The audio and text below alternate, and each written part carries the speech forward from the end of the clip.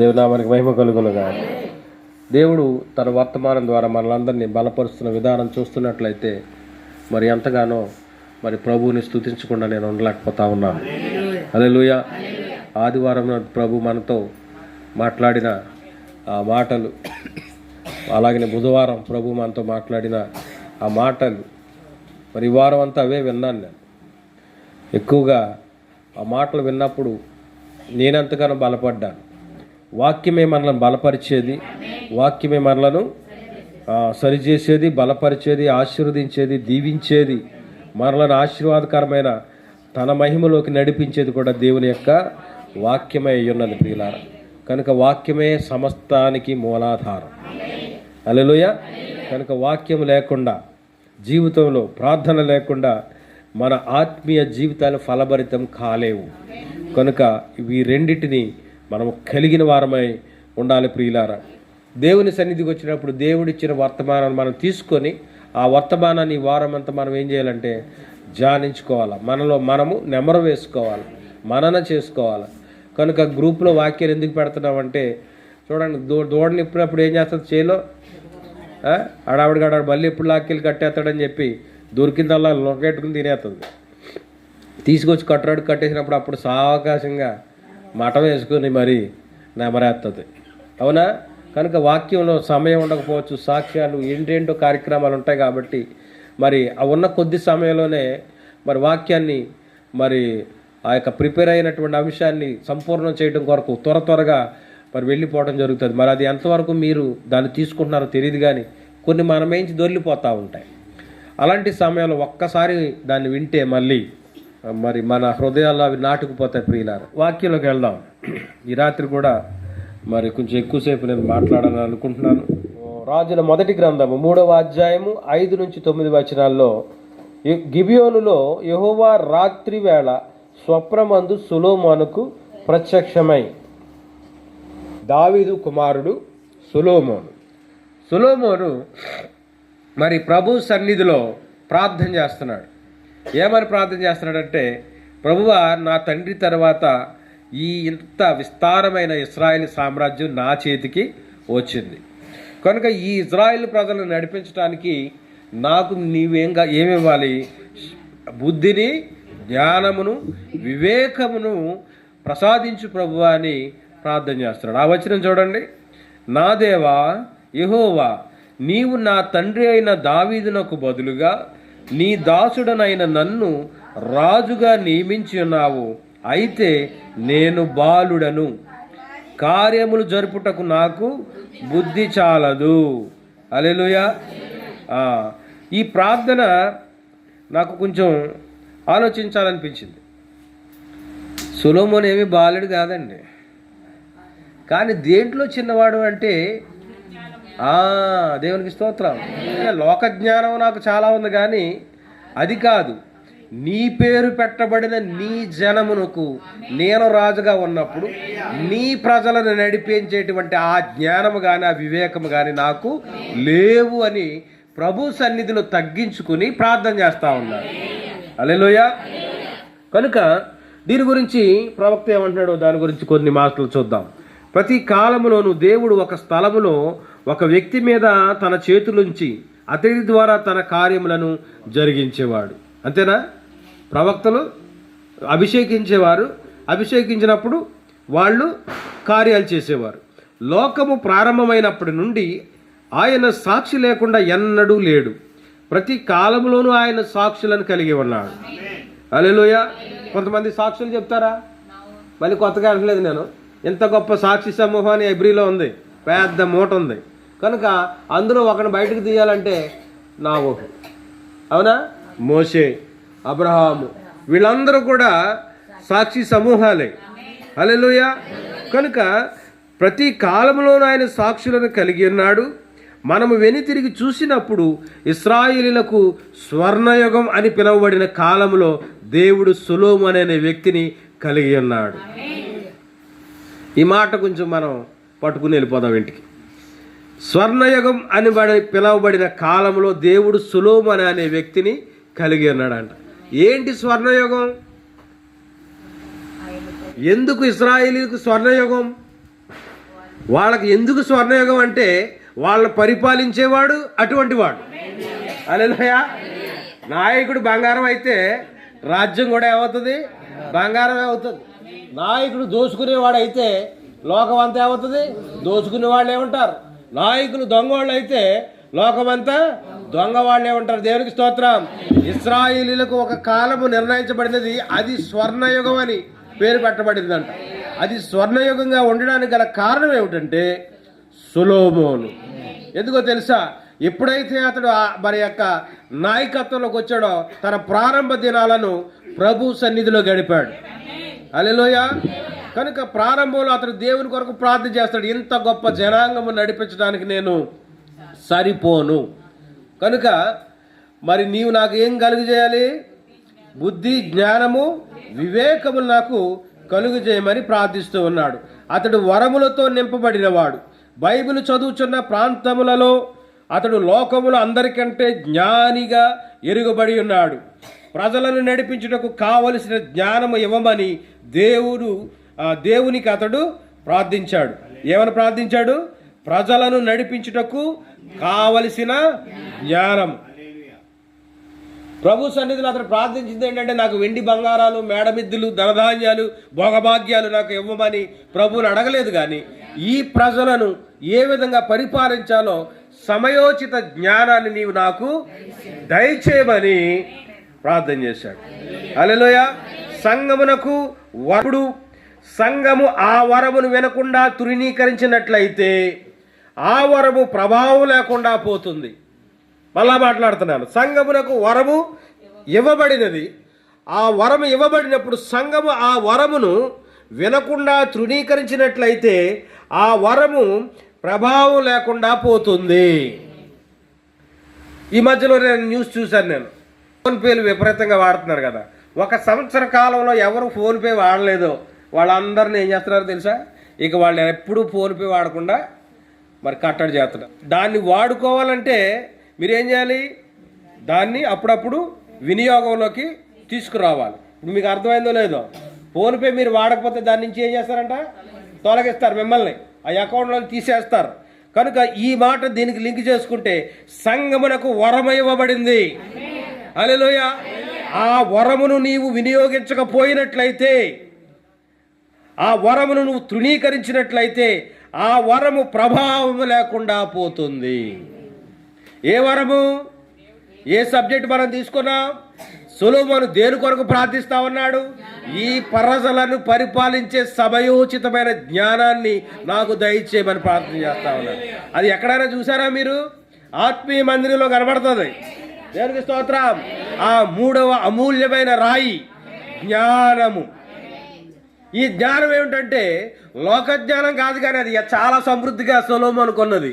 లోకజ్ఞానాన్ని అతడు ప్రభు సన్నిధిలో అడగట్లేదు, కానీ దేవుని గూర్చిన జ్ఞానం అతడు అడుగుతా ఉన్నాడు. ఎందుకంటే ప్రజలే దేవుని ప్రజలు. ఆ దేవుని ప్రజలు నడిపించాలంటే లోకజ్ఞానం ద్వారా నడిపించలేము. ఏం కావాలంటే దేవుని జ్ఞానం కావాలి. సొలొమోను ఏదో అడుగుతాడు అనుకుంటే ఏమడిగాడు? జ్ఞానం ఈ ప్రభు అని అడిగాడు. కనుక దేవుడు ఏం చేశాడంటే జ్ఞానంతో పాటు ఇంకా అతనికి ఏం కావాలో అన్ని కూడా సమృద్ధిగా ఇచ్చాడు. జ్ఞానం ఇచ్చాడు, ధనం ఇచ్చాడు, భోగభాగ్యాలు అన్నీ కూడా ఇచ్చాడు. చెప్పడానికి సమయం ఉండదు కాబట్టి త్వరగా చెప్తాను. ఇంటికి వెళ్ళి ఆధ్యాయం చదువుకుంటే దేవుడు ఏమేమి ఇచ్చాడో మరి అక్కడ చూస్తారు. హల్లెలూయా. ప్రవక్త ద్వారా మనకి ఇవ్వబడిన 2 వర్తమానాలు ఉన్నాయి. సొలొమోను కంటే గొప్పవాడు ఇక్కడ ఉన్నాడు అనే వర్తమానం ఒకటి ఉంది. రెండవది శాబా దేశపు రాణి అనే వర్తమానం ఉంది. ఈ 2 వర్తమానాలు మరి అందులో ప్రవక్త చెప్పిన కొన్ని మాటలను మనం ముందుకు జానించుకుంటూ వెళ్దాం మెల్లమెల్లగా. హల్లెలూయా. మీ ఆసక్తిని బట్టి వాక్యం వెళ్తుంది. దేవునికి స్తోత్రం. కనుక ఇప్పుడు సొలొమోనుకు వరం ఇవ్వబడింది. ఈ వరం ఏమవుతుందంట? ఇందాక చదివా, బైబిల్ చదువుచున్న ప్రాంతములలో అతడు లోకముల అందరికంటే జ్ఞానిగా ఎరగబడి ఉన్నాడు. కనుక సొలొమోనుకి ఇవ్వబడిన ఈ జ్ఞానము ఒక సాయంపేటతోటే పరిమితం అవ్వలేదు, కానీ అలా నల్లాగడ్డ వెళ్ళిపోయింది, బట్టన వెళ్ళిపోయింది, ముమ్మిడివరం వెళ్ళిపోయింది, కాకినాడ వరకు వెళ్ళిపోయింది, వైజాగ్ కూడా వెళ్ళిపోయింది. ఏమని వెళ్ళిపోయిందంటే సొలొమోను అనే ఒక గొప్ప జ్ఞాని ఉన్నాడు. దేవునికి స్తోత్రం కలుగుతుంది. కనుక సొలొమోను దేవుడు తనకిచ్చిన వరాన్ని ఆ మంచం కింద కొంచెం కింద పెట్టలేదు, కానీ దాన్ని బాగా విరివిగా వాడుతూ ఉన్నాడు. దేవునికి స్తోత్రం కలుగునుగా. మరి సొలొమోను జ్ఞానం ఎంత గొప్పదో తెలుసుకోవడానికి వాక్యంలోనే ఒక భాగం ఉంది. అది మీ అందరికీ తెలుసు. ఆ దేశంలో ఇద్దరు స్త్రీలు, ఒక స్త్రీకి బిడ్డ పుట్టింది, మరొక స్త్రీకి కూడా బిడ్డ పుట్టింది. కానీ ఒక స్త్రీ ఏం చేసిందంటే తన అశ్రద్ధ వల్ల మరి బాగా నిద్రపోయి ఆ బిడ్డ మీదే పడుకుని మరి అటు ఇటు తిరుగుతారు కదా, పాపం ఊపిరాడక ఆ బిడ్డ చనిపోయింది. అప్పుడు ఈ సహోదరి ఏం చేసిందంటే మెల్లగా ఈ చనిపోయిన బిడ్డను తీసుకెళ్ళి ఆమె పక్కలో పెట్టి ఆమె బ్రతుకున్న బిడ్డను తెచ్చుకుని ఈమె పక్కలో వేసుకుంది. ఈ సహోదరి పొద్దునే లేచి మరి బిడ్డకి పాలిద్దామని చూసేసరికి కదలట్లేదు, మెదలట్లేదు, చనిపోయి అన్నాడు. కనుక లేచి అయ్యో బిడ్డ చనిపోయింది ఏంటని సరిగ్గా తీక్షణంగా చూస్తే తల్లికి తెలీదా, ఈ బిడ్డ నా బిడ్డ కాదు, కుయ్యో మొర్రో లబో దీపం అంటుంటే ఆమె ఏమంటుందంటే అది చనిపోయినది నీ బిడ్డే, ఈ బ్రతుకున్నది నా బిడ్డ. ఇప్పుడు ఈ వివాదం ఎవరు తీర్చాలి? రాజ సముఖానికి వెళ్ళిపోయింది. దేవునామన మహిమ కలుగును. ఇప్పుడు సొలొమోను తీర్చాలి. ఎలా తీరుస్తాడు దీని వివాదాన్ని? కనుక వెంటనే ఆజ్ఞాపించాడు భటులతోటి, ఒరేయ్ మీరు వెళ్ళి ఒక పెద్ద కత్తోటి పట్టరండి. ఎందుకంటే ఈ కత్తి ఈ బతుకున్న బిడ్డని నరికి 2 ముక్కలుగా చెరో మొక్క ఇచ్చేస్తాను, ఈ మొక్కలు అట్టుకుని ఇంటికి వెళ్ళిపోతారు. 2 ముక్కలు ఇస్తే ముక్కలు ఏం చేసుకుంటారు? వండుకుంటారా? ఎప్పుడైతే సొలొమోను ఆ మాట పలికాడో, నిజమైన తల్లి తన బిడ్డ చనిపోవడానికి ఇష్టం లేక, అది రాజాజ్ఞ అంటే చావాల్సిందే. కనుక వెంటనే మరి గాబరా పడిపోయి, రాజా ఎంత మాత్రం నా బిడ్డను చంపవద్దు, అవసరమైతే ఆ బిడ్డను ఆమెకే ఇచ్చేయి, ఎందుకంటే నా బిడ్డ బ్రతుకుని ఎక్కడున్నా పర్వాలేదు, బ్రతుకుడమే కావాలి. రాజుకు అర్థమైంది. దేవునికి స్తోత్రం. కనుక ఈ బిడ్డ ఈమె యొక్క బిడ్డ, కనుక ఆ బిడ్డను తీసుకెళ్ళి ఆమెకు ఇవ్వండి అన్నాడు. చూసారా, ఒక్క సింపుల్గా మరి సొలొమోను యొక్క జ్ఞానాన్ని ఆ విధంగా చెప్పవచ్చు. ఇలాంటి సొలొమోను ఎంతో జ్ఞానయుక్తముగా తెలివిగా మరి ఇశ్రాయేలు సామ్రాజ్యాన్ని పరిపాలిస్తూ ఉన్నాడు. హల్లెలూయా. ఎందుకు సొలొమోను యొక్క కాలము స్వర్ణయుగం అయిందంటే, దావీదు ఎంతగానో ఆశపడ్డాడు మందిరం కట్టాలని, ఎన్నో సమకూర్చాడు, ఎంతో ప్రయాసపడ్డాడు. కానీ దావీదుతో దేవుడు మరి మందిరమును కట్టించుకోవడానికి ఇష్టపడలేదు. కారణం ఏంటంటే దావీదు తన జీవితంలో ఎన్నో యుద్ధాలు చేసి ఎంతో మంది రక్తాన్ని నేల ఒలికించాడు. కనుక నీ చేతుల ద్వారా నా మందిరాన్ని కట్టడానికి వీలు లేదు, నీ గర్భంలో నుంచి వచ్చిన నీ కుమారుని ద్వారానే నేను నా మందిరాన్ని కట్టించుకుంటానని దేవుడు దావీదుతో చెప్పినటువంటి పరిస్థితిని బట్టి, హల్లెలూయా, మరి కాలానుగుణంగా సొలొమోను రాజ్యాధికారానికి వచ్చిన తర్వాత సొలొమోను ద్వారానే మరి దేవుడు మందిరాన్ని కట్టించుకున్నాడు. యెరూషలేములో ఉన్న ఈ దేవాలయం ఏమంటారు? దేవాలయం పేరేంటి? ఏ దేవాలయం అంటారు? సొలొమోను దేవాలయం అంటారు. చూసారు ఎంత పేరు వచ్చిందో? సొలొమోను అనే పేరుకి ఎంత మరి విలువ, ఘనత ఎందుకు వచ్చిందంటే అతడు దేవుని ఎడల అంత భయభక్తులు కలిగి ఉన్నాడు. తన జీవితంలో మొదటి దశ మాత్రమే, చివరి దశకి వెళ్దాం తర్వాత. హల్లెలూయా. కనుక ఇతని జ్ఞానము లోకమంతా వ్యాపిస్తున్నప్పుడు, ఎందుకంటే అది దేవుని చేత ఇవ్వబడిన వరం అది. హల్లెలూయా. ఆ వరాన్ని అతడు విరివిగా వాడుతూ ఉన్నాడు. ఆ వాడుతున్నప్పుడు లోకమంతా కూడా ఆ జ్ఞానాన్ని ఏం చేస్తుంది? తెలుసుకుంటుంది. ప్రతి ప్రాంతంలో అతడు లోకములు అందరికంటే జ్ఞానిగా ఎరగబడి ఉన్నాడు. సొలొమోను అనగా మహాజ్ఞాని అని లోకమంతటికి తెలుసు. ఇంతటి జ్ఞాని ఎవరు? సొలొమోను ఇంతటి జ్ఞానవంతుడా? అతని జ్ఞానం ఏమిటో నేను చూడాలి. హల్లెలూయా. కనుక అతని విజ్ఞానం ఏమిటో నేను కళ్ళారా చూసి అతన్ని అనేకమైన వికట ప్రశ్నలు వేసి, తికమక పెట్టే ప్రశ్నలు వేసి, అతన్ని శోధించి ఏమైనా సరే అతన్ని నేను ఓడిస్తానని మరి సంకల్పంతో వచ్చింది ప్రియులారా. హల్లెలూయా. కనుక దాని గురించి ఇంకా లోతుగా వెళ్ళే ముందు ప్రవక్త మాటలు చదువుతాను. సంఘమునకు వరము ఇవ్వబడినప్పుడు సంఘము ఆ వరమును వినకుండా తృణీకరించినట్లయితే ఆ వరము ప్రభావం లేకుండా పోతుంది. కానీ సంఘమునకు వరము ఇవ్వబడినప్పుడు సంఘము దానిని స్వీకరించినట్లయితే అది సంఘమునకు ఎలా ఉంటుందో తెలుసా? స్వర్ణయుగంగా ఉంటుంది. దేవునికి స్తోత్రం కలుగునుగా. ప్రభు వారు మనకిచ్చిన వరాలు, తలాంతులు ఉన్నాయా? తలాంతులు సంఘంలో ఉన్నాయా? ఫలాలు చెప్పండి. అన్నాయా? ఆత్మీయ వరాలు. కనుక అవి మీరేం చేయాలంటే ఏం చేయాలి? వరాలని వినియోగించాలి. దేవునికి స్తోత్రం. సొలొమోను కాలంలో ఇశ్రాయేలు స్వర్ణయుగం కలిగినది. ఈ అద్భుతమైన వరమును బట్టి ఇశ్రాయేలు దేశమంతయు దేవునికి మహిమ తెచ్చిరి. ఇశ్రాయేలు దేశమంతా ఏమైపోయింది? దేవుని మహిమపరిచారు. అది ఖచ్చితంగా పనిచేసినది. దాని ఫలితములను వారు చూశారు. అది ఏదో కేవలం ఒక చోట వేలాడదీసి ఉంచేది కాదు. ఏంటి వేలాడదీయటం? వరాన్ని తీసి వేలాడదీస్తారా? చాలామంది వేలాడదీస్తున్నారు కదా. వేలాడదీయట్లేదా? దేవుడు నీకు ఇచ్చిన వరాన్ని నువ్వు వేలాడదీయట్లేదా? ఒక పాడే మంచి ఆ యొక్క టాలెంట్, తలాంతి నీకు ఉందనుకో, దాన్ని నువ్వేం చేస్తున్నావు? నలుగురు పాడతారులే. దాన్ని నువ్వు దేనికి తగిలించావు? మన తగిలించారు కదా. ఎవరు? యాజకుడు. అహరోను చచ్చిపోయిన తర్వాత ఆయన మీద ఉన్నటువంటి న్యాయ విధాన పథకాన్ని అట్టుకెళ్ళి ఎక్కడ తగిలించారు? గోడకు తగిలించారు. హల్లెలూయా.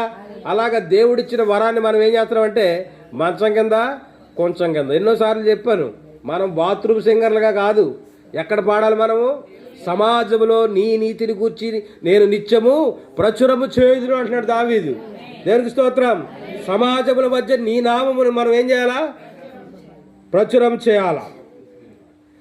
అది ఏదో కేవలం ఒక చోట వేలాడదీసి ఉంచేది కాదు. అది దేవుని నుండి వచ్చిన నిజమైన బహుమానమై ఉన్నది. ఆ వరమును వినిన వారు దానిని గురించి మాట్లాడుకున్నప్పుడు ప్రయాణికుల ద్వారా అది ఆ దేశమంతా కూడా వ్యాపిస్తుంది. యేసుప్రభులో కూడా కొన్ని వరాలు ఉన్నాయి. ఏమున్నాయి వరాలు? ఆయన స్వస్థపరిచాడు, దయ్యములను పారద్రోలాడు, చనిపోయిన వారి సహితము. ఆయన చనిపోయినా కానీ ఆ వార్త ఆగల. ఆ అమ్మాయి దారి గుండా నడుచుకుంటూ వెళుతూ కూడా యేసుప్రభు యొక్క వరం గురించి వాళ్ళు మాట్లాడుకుంటూ ఉన్నారు. దేవునికి స్తోత్రం. అర్థమవుతుందా? కనుక మరి నిజమైన బహుమానం ఆ వరమును వినిన వారు దానిని గురించి మాట్లాడుకున్నప్పుడు ప్రయాణికుల ద్వారా అదే ఆ దేశమంతా వ్యాపించినది. ప్రయాణాల్లో మరి ఇంటి దగ్గరే కాదు కానీ ప్రయాణాల్లో కూడా మనం ఎవరి గురించి ప్రచురం చేయాలా? ఈ బిడ్డ దేవుని నమ్ముకుందని ఎక్కడ తెలుస్తుందని ఎవరికి కనపడకుండా సరిగా కూడా కళ్ళుతో చూడరు. బస్సు దిగే అంతవరకు. అవునా? ఉన్నారా లేదా? ఉన్నారు కాబట్టి వాక్యం వస్తుంది అలాగా. కనుక మనము ఎక్కడికి వెళ్ళా మనం ఏం చేయాలి? ఆయన నీతిని గురించి మనం ఏం చేయాలంటే ప్రచురం చేయాలి. ప్రయాణికుల ద్వారా అది ఆ దేశమంతా వ్యాపించినది. ఆ వార్త ఒకరి నుంచి ఒకరికి ద్వారా అందరికీ వ్యాపించినది. అదేవిధంగా సువార్త అనేక ప్రాంతములకు వ్యాపించును. ఒకరు మరొకరికి చెప్పుట ద్వారా ఎలా వ్యాపిస్తుంది? ఒకరు మరొకరికి చెప్పుట ద్వారా. ఒక వార్త లోకంలో ప్రబలిపోవాలి అంటే ఒక వ్యక్తి నుంచి ఇంకొక వ్యక్తికి వెళ్ళుట. అర్థమైందా? ఆ వార్త ఒక ద్వారా అందరికీ వ్యాపించినది. అదేవిధంగా సువార్త అనేక ప్రాంతములకు వ్యాపించును, ఒకరు మరొకరికి చెప్పుడు ద్వారా. హల్లెలూయా. యేసుప్రభు తన శిష్యులకు ఏం చెప్పాడంటే, మీరు సర్వలోకమునకు వెళ్ళి సర్వ సృష్టికి నా సువార్తను ప్రకటించుడి అన్నాడు. సర్వలోకం అంటే సముద్రం గడికి వెళ్ళాలి. మనం చెప్పుకున్నాం కదా, అవసరం అయితే డొంకల్లో కూడా వెళ్ళాలి. వాక్యానుసారంగా దేవుని వాక్యం ఎక్కడ ప్రకటించబడట్లేదు అక్కడికి వెళ్ళి మన వాక్యాన్ని మనం ప్రకటించాలి. ఆ విధంగా చేసినట్లయితే ప్రపంచం అంతా ఎప్పుడో మారిపోయింది. కానీ ఇప్పుడు ఏమైందంటే మనుషులు స్వార్థపరులైపోయి దేవుని యొక్క వాక్యాన్ని ప్రబలింప చేయలేకపోతా ఉన్నారు. దేవుని యొక్క వాక్యాన్ని సువార్తగా ప్రకటించలేకపోతా ఉన్నారు. ఎందుకు ప్రకటించలేకపోతున్నారంటే వాళ్ళలో వరములు లేవు. లోకమంతా నీ వైపు చూడాలంటే నీలో ఒక ప్రత్యేకత ఉండాలి. దేవునికి స్తోత్రం. ఆదివారం చెప్పుకున్నాం, ఆ చిన్నది ఆజ్ఞ దేశంలోకి వెళ్ళినప్పటికీ కూడా ఆ ఆజ్ఞ గృహములో ఉండి, ఆ రాజగృహములో ఉండి తన దేశంలో ఉన్నటువంటి ఆ యొక్క మంచి గురించి బోధిస్తా ఉంది. బోధిస్తుందా లేదా? మా దేశంలో ఇలా ఉండదు, మాట్లాడితే మా దేశంలో ఇలా ఉండదు. మా దేశంలో రోగం ఉండదు, మా సంఘంలో రోగం ఉండదు, మా సంఘంలో ఉద్యమం లేకుండా ఉండదు అని నీ నోటితో నువ్వేం చేయాలి తెలుసా? సువార్త ప్రకటించినప్పుడు నీ ద్వారా అనేకులు ఈ సంఘంలోకి రాబడాలి. హల్లెలూయా. కనుక ఈ లోకము యొక్క చివరి భాగంలో ఒక చిన్న రాణి ఉన్నది. ఎక్కడికి వెళ్ళిపోయింది? ఈ వార్త ఇలాగెళ్ళి యానం వరకు వెళ్ళిపోయినట్టుగా ఆ శాబా దేశానికి వెళ్ళిపోయింది. అక్కడ ఎవరున్నారంటే ఆ శాబా దేశపు రాణి విన్నది. ఎవరి గురించి విన్నదంటే చక్రవర్తి అయిన సొలొమోనుకు వచ్చిన జ్ఞానం విని ఆమె ఏం చేసిందో తెలుసా? చదువుదాం. బహుశా ఆమె విగ్రహారాధికురాలు, ఖచ్చితంగా. ఆమె పేరు శాబా దేశపు రాణి.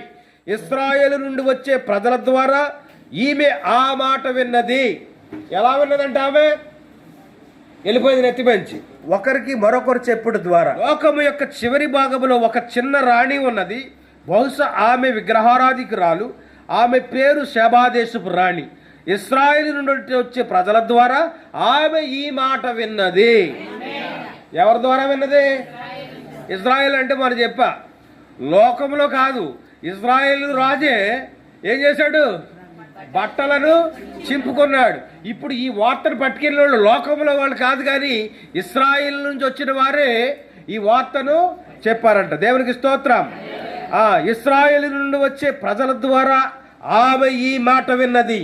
దేవుడు ఇశ్రాయేలులకు ఇచ్చిన ఆ గొప్ప వరమును మీరు తప్పక చూడవలెను. ఇప్పుడు ఈ రాణిలో ఏం కలిగింది? ఒక ఆశ, కోరిక. ఈ రాజును తప్పకుండా నేను చూడాలి. ఎందుకంటే ప్రవక్త అంటున్నాడు, ఇంకా వేరే వర్తమానంలో ఆయన వివరించాడు. ఆ వర్తమానంలో ఏమంటున్నాడంటే, దేవుడే అనుకుందంట శాబాదేశపు రాణి. సొలొమోను ఏమనుకుందంట ఆమె? ఎందుకంటే ఆల్రెడీ ఆమె విగ్రహారాధన కాబట్టి ఎవరిలో అయినా కొంచెం ఉందంటే ఇంకా లైన్ గడేస్తారు అక్కడ.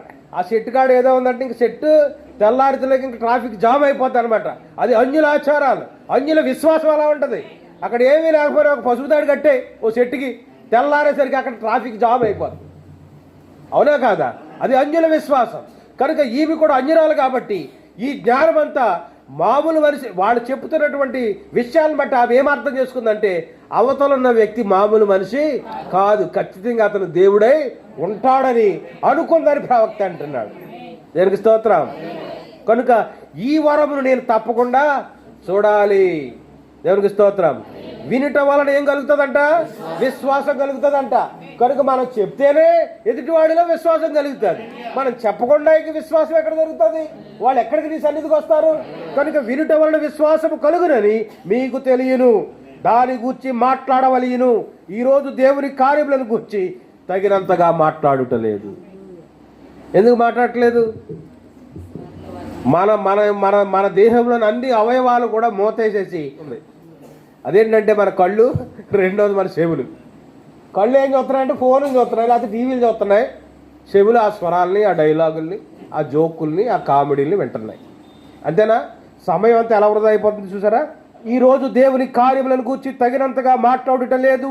ఈ రాత్రి సజీవ దేవుని సంఘము దూరదర్శిని కార్యక్రమం అనగా టీవీ వాటిని గూర్చి, ఆటలను గూర్చి ఎక్కువగా మాట్లాడుచున్నది. నీవు యేసుక్రీస్తు పునరుత్థాన శక్తితో కప్పబడి దానిని గూర్చి సాక్ష్యం ఇవ్వాలి. హల్లెలూయా. సువార్త అనగా ఏమిటో మనం చెప్పుకున్నాం. సువార్తలు ఎన్ని దాగా ఉన్నాయి? యేసుక్రీస్తు యొక్క జనన, మరణ, పునరుత్థానం. అదే చెప్పాలి. దేవుడు మానవుడిగా వచ్చాడని, ఆయన జననం గురించి, తర్వాత ఆయన మన పాపముల కోసం మరణించాడని, ఆయన మరణం గురించి, ఆయన దేవుడుగా 3వ రోజున సజీవుడై సమాధిలోండి తిరిగి లేచాడని, ఆయన పునరుత్థానం గురించి మనము చెప్పడమే సువార్త ఉన్నది. ఈ సువార్తను మనం చెప్పడం బదులు మనం ఏం చేసామంటే మన సమయాన్ని అంతా వృధా చేసుకుంటూ కాలక్షేపం చేయటం వల్ల ఈ సువార్త ప్రబలటం ఆగిపోయింది ప్రియులారా. హల్లెలూయా. కనుక నీవు యేసుక్రీస్తు పునరుత్థాన శక్తితో కప్పబడి దానిని గూర్చి నీవు సాక్ష్యం ఇవ్వాలి. పునరుత్థానం శక్తి ఎలా ఉంటుంది? అది ద పవర్ ఆఫ్ రిజరెక్షన్. దేవునికి స్తోత్రం. ఆ యొక్క పునరుత్థానపు శక్తిని పొందుకున్న మగ్దలేని మరియే గ్రామంలోకి పరిగెత్తుకెళ్ళిపోయి ఆయన శిష్యులందరికీ కూడా చెప్పింది. ఏ ఉద్యమం వచ్చినా మీకు ఏ శక్తి వచ్చింది ఆమెకు? పునరుత్థానపు శక్తి. దేవునికి స్తోత్రం. ఒక పాస్టర్ గారే అనుకుంటున్నారా? సంఘంలో ఉన్న ప్రతి విశ్వాసి కూడా దేవుని కుమారుడే. దేవుని కుమారులు ఏం చేయాలో తెలుసా? బ్రతికినంత కాలము దేవుని గూర్చిన వార్త లోకానికి మనం చాటి చెప్పాలి. నీవు పొందుకున్న వరాన్ని దేవుని సేవ కొరకు నువ్వు వాడాలి. లోకము నీ వరాన్ని చూసినప్పుడు నీ సంఘములో ఏమున్నదో దాన్ని చూచుటకు నీ వెనకే పరిగెత్తుకొని రావాలి. హల్లెలూయా. అది సంఘం చేయవలసిన పని. అర్థమవుతుందా? కొంచెం సేపు వాక్యాన్ని ఆపుతాను. ప్రవక్త విశ్లేషణ అయిపోయింది. కొన్ని నెలల క్రితం ఒక సహోదరి నాకు ఫోన్ చేసింది. ఫోన్ చేసి ఆమె ఎవరో నాకు తెలియదు, నేనెవరో ఆమెకు తెలియదు. అని ఎవరమ్మా నువ్వంటే నేను పలానా అని చెప్పింది. నాకు ప్రార్థన కావాలని ముందే చెప్పి, సరే ఏంటి నీ విషయం అంటే పుట్టు పూర్వోత్తరం అంతా చెప్పింది. అంజులు కదా, ఎక్కడి నుంచి ఎక్కడికి వెళ్ళిపోయింది వార్త తెలుసా? అమలాపురం నుండి భీమవరం వెళ్ళిపోయింది. భీమవరం నుండి ఫోన్ చేసేది. ఓ రోజు 5 గంటలకు ఫోన్ చేసింది. అంజుల ఆచారం ఏంటి? ఇంకా 7 వారాల గుళ్ళు అందుకే ప్రారంభమయ్యాయి. అంజుల ఆచారాన్ని బట్టి 7 వారాలు వచ్చేసాయి అనమాట. ఆవిడ 7 రోజులు తప్పకుండా సాయంత్రం 5 అయ్యేసరికి ఫోన్ చేసి వచ్చింది. ఓ 2 రోజులు 3 రోజులు చూసి ఇంక నేనేం చేసేవాడు తెలుసా? 5 అయితే ఏమవుతుంది? ఫోన్ వస్తుంది కాబట్టి నేను బయటకు వెళ్ళడం మానేసి ఆమె కోసం ఖచ్చితంగా ఉండి ఫోన్ ఎత్తి ప్రార్థన చేసేవాడు. అన్యుల విశ్వాసాలు అలాగుంటాయి. ఈ శాబాదేశ ప్రాణి గురించి చెప్పడానికి కొంచెం ఉదాహరణ మీకు చెప్తే అర్థం అవుతుందని నా తాపత్రయం. హల్లెలూయా. ఆమె పరిస్థితి చక్కబడిపోయింది. ఎన్నాళ్ళ నుంచో ఉన్న సమస్య పోయి సమాధానం దొరికింది. తన యొక్క కుటుంబంలో అన్ని ఐక్యతగా అందరూ మంచిగా ఉంటున్నారు. దేవునికి స్తోత్రం. 2 రోజుల క్రితం మరలా ఓ ఫోన్ వచ్చింది. ఆవిడ మాట్లాడడానికి భయపడుతుంది. ఎవరు అంటే భయపడుతుంది. ఆవిడ ఫోన్ లేదు, భర్త దగ్గర తీసుకుంది. ఆ భర్త ఇంట్లో ఎక్కడో ఉన్నాడు. ఆకున్న ఈ 5 నిమిషాల్లోనే ఈ ఫోన్ విషయం చెప్పేయాలి. మళ్ళీ ఆయన మా ఫోన్ అట్టుకుని మా దగ్గరికి వెళ్ళిపోతాడు. ఇప్పుడు ఏం చేయాలా? గబగబా నేను పలానా అని చెప్పడానికి కూడా భయపడిపోయి ఏదేదో చెప్పుకుంది. తన కుటుంబంలో ఒక సమస్య నేను బయట పెట్టను, ఆ సమస్య గురించి చెప్పి ఆ సమస్యను మీరు తీర్చాలంటుంది. ఏం చేయాలంట? అప్పుడు నేనన్నానమ్మ, సమస్యలు తీర్చేవాడు కాదు, నేను ప్రార్థన చేసేవాడిని. సమస్య తీర్చేవాడు ఎవరు? దేవుడు అని కాసేపు చెప్పి, సరే నీ సమస్యను దేవుని సన్నిధిలో పెడతాను, దేవునికి ఇష్టమైతే నీ సమస్యకు పరిష్కారం దొరుకుతుంది అని చెప్పేసి ఊరుకున్నాను. మరొక 10 నిమిషాలు 20 నిమిషాల తర్వాత భీమవరం నుంచి వచ్చింది ఫోను. అయ్యగారు నేనే ఇచ్చాను ఆ ఫోన్ నెంబరు. అర్థమైందా? ఎవరిచ్చారు? ఆమె ఎవరో అనుకుని మీరు కంగారు పడతారంటే ఆమె ఎవరో కాదు, మా చిన్నమ్మ. నాకు మంచి కార్యం జరిగింది కాబట్టి నేను, ఆమె సమస్యలు ఉంది కాబట్టి ఇప్పుడు నేను ఫోన్ నెంబర్ ఎవరికి ఇచ్చాను? ఆమెకి ఇచ్చాను. మరి ఆమె కోసం మీరు చేయండి అంటే సరే అమ్మ చేస్తారన్నాను. హల్లెలూయా. ఆవిడ కూడా సేమ్ నిన్న 5:05 మళ్ళీ ఆవిడ ఫోన్ చేసింది. మంచి నిద్రలో ఉన్నాను నేను. ఏం చేయాలి? ఎత్తలేదు. సరే లేచి మొహం కడుక్కొని ఫోన్ ఎత్తేసరికి ఈయన అప్పుడే ఫోన్ అట్టుకుని మా దగ్గరికి వెళ్ళిపోయాడు ఆయన, వాళ్ళ మాయ గారు. సర్లే ఇస్తానని పాపం ఆయన వెనక్కి వెళ్ళి ఇంటికి వెళ్ళి భార్యకి ఫోన్ ఇచ్చాడు. అప్పుడు ప్రార్థన చేసి అప్పుడు చెప్పానమాట, అమ్మ నేను ప్రతిరోజు చేస్తాను, నువ్వు విశ్వాసంతో మీరు ఉండండి. నేను ఈవేళ కాదు, నువ్వు ఫోన్ చేస్తేనే చెయ్యాలని కాదు, ప్రతిరోజు నీ కొరకు నేను ప్రార్థన చేస్తాను. విశ్వాసం కలదానివై నమ్మకంగా ఉండు, ప్రభు నీకు సహాయం చేస్తాడని చెప్తాను. ఎందుకు చెప్తున్నాను? ఆమె పొందిన వరాన్ని ఏం చేసింది? వరాన్ని పొందేసింది కదా, నోరు మూసి కూర్చుంది అనుకో, అది ఇంకొకరికి వెళ్తుందా? వెళ్ళదు. మీకు అర్థమైందా? దేవునికి స్తోత్రం కలుగును. కనుక నీవు పొందిన మేలును, నీవు పొందిన ఉపకారాన్ని, నీవు పొందిన దీవెన ఏదైతే ఉందో అది ఇతరులతో నువ్వేం చేయాలా? పంచుకోవాలి. పూర్వకాలంలో ఉండేవి, అవునా? పూర్వకాలంలో ఉండేవి ప్రతి చోట. అందుకే పాట ఉంది, ప్రతి చోట నీ సాక్షిగా ప్రభువా నేనుండు నాట్లు, ప్రతి చోట నీ సాక్షిగా ప్రభువా నేనుండు నాట్లు, కము నిమ్మో ఆత్మీయ రూపుడా, ఆత్మాభిషేకము నిమ్ము ఆత్మీయ రూపుడా, ప్రియ యేసు నిర్మించితివి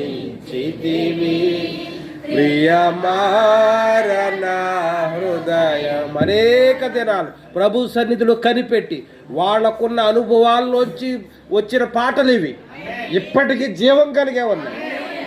హల్లెలూయా.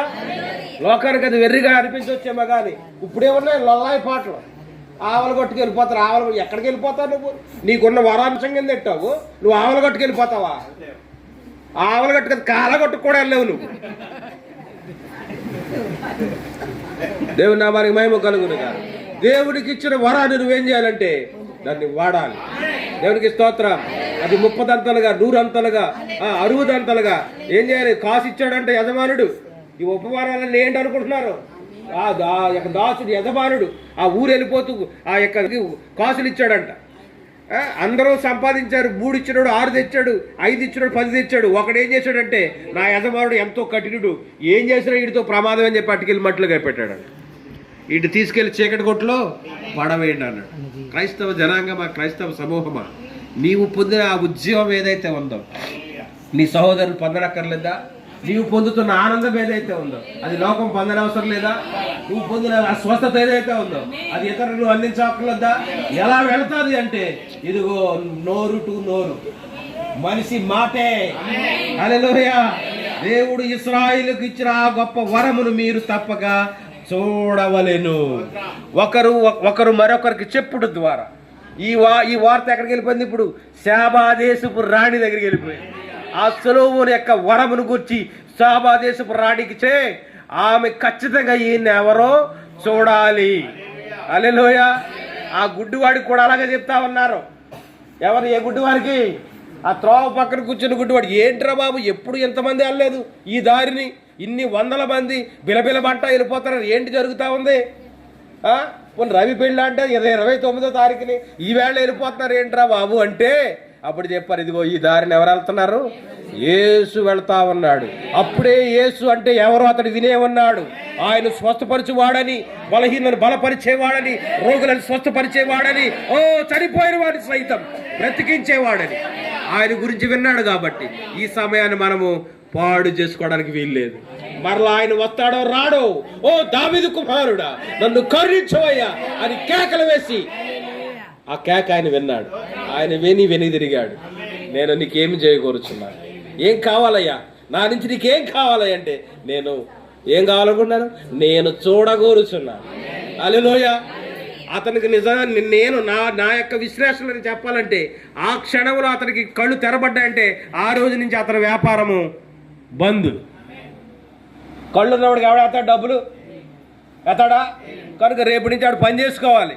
కానీ అతని ఆశ నిజంగా తను చూడాలని కాదు, కానీ ఆ అందరూ చెప్పుచున్న ఆ యేసయ్య ఎలా ఉన్నాడో ఐ వాంట్ టు సీ. దేవునికి స్తోత్రం. అది అతని కోరిక. అందుకే ప్రభు వారు అతన్ని దర్శించాడు, అతని నేత్రాలు ఇచ్చాడు. ఇక ఆయన ఆనందం ఎంత అంతానా? అయ్యో ఇంతకాలం నేను విన్నాను కానీ, ఆళ్ళేళ్ళో చెప్పుకుంటుంటే విన్నాను కానీ ఇప్పుడు నేను కళ్ళారా చూస్తున్నాను. దేవునికి స్తోత్రం. ఈ అనుభవం నీకుంది. మరి నీ స్నేహితులకు ఉండాలని నువ్వు కోరుకోవద్దా? నీ బంధువులకు ఉండాలని నువ్వు కోరుకోవద్దా? నీ స్నేహితులకు సహోదరులకు ఉండాలని నువ్వు కోరుకోవద్దా? మంచి అనకూడదు కానీ మంచి సినిమా బాగుందిరా బాబు చెప్తుంటే ఏం చేస్తారు? చూడకపోయినా ఆడు ఎప్పుడో చూద్దాం అనుకుంటాడు. కానీ ఈ స్టోరీ చెప్పడం వల్ల సాయంత్రం వెళ్ళిపోతాడు ఫస్ట్ షోకి. అర్థమవుతుందా? పెట్టుబడి లేని వ్యాపారం అనమాట ఇది. నువ్వు ఊరికినే పబ్లిసిటీ చేస్తున్నావు. వాళ్ళకి వేలు ఇచ్చి టీవీలో అడ్వర్టైజ్మెంట్లు వేయాలి, అవునా? కానీ వీడు ఊరికినే ఎవరే పలానాది బాగుంది వెళ్ళి చూడరా అంటే వీడు చూసి వచ్చి మళ్ళీ ఇంకొకటి చెప్తాడు. ఇది మౌత్ పబ్లిసిటీ అంటారు. అర్థమవుతుందా? కానీ నిజమైన దేవుడు నీ జీవితంలో చేసిన గొప్ప కార్యాన్ని ఏదో ఒక కాగితం రూపంలో రాసి పాటలు గారి మొఖాన్ని పాడేస్తున్నావు, కానీ ఆ తర్వాత నుంచి ఎక్కడైనా ఆ సాక్ష్యాన్ని నువ్వు పంచుకుంటగలుగుతున్నావా? నీ జీవితంలో దేవుడు చేసిన మేలు నువ్వు ఎప్పుడైనా ఎక్కడైనా ప్రయాణాల్లోనైనా బంధువుల గృహాల్లోనైనా నువ్వు పంచుకొనగలుగుతున్నావా? 10 మంది చేరినప్పుడు మీ అందరికి ఇష్టమైతే నాకు ఒక్క 5 నిమిషాలు ఇవ్వగలరా అని మీరు అడగగలుగుతున్నారా? మీరందరూ వెళుతున్న మార్గం తప్పు, నిజమైన మార్గం ఇదిగో. ఒకవేళ మీరు మార్గంలో సత్యంలో ఉన్న ఇదిగో సర్వసత్యం అని చెప్పగలుగుతున్నారా? ప్రభు ఈ రాత్రి ఆశిస్తున్నాడు మీరు అలా చెప్పాలి. దేవునికి స్తోత్రం. కనుక శాబాదేశపు రాణి బయలుదేరింది. హల్లెలూయా. ఆమె ఈ కాలం యొక్క సూచన అనే వర్తమానంలో చదువుతున్నాను. ఆమె